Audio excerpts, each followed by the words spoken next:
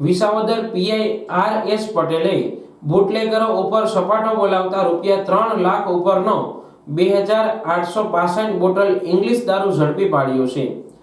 આ આરોપીને ઝડપી પાડવા પોલીસે ચક્રો ગતિમાન કર્યા છે।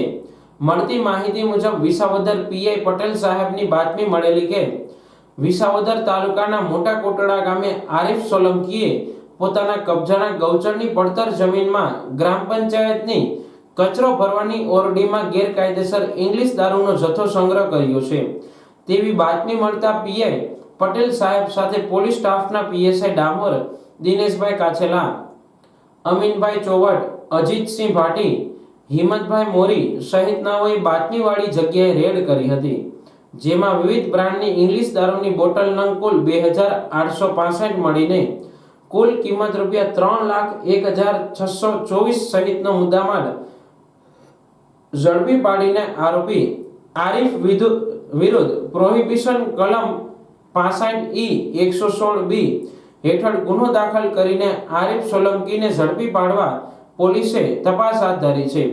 કેસની વધુ તપાસ વિસાવદર પીએસઆઈ ડામોર સાહેબ ચલાવી રહ્યા છે।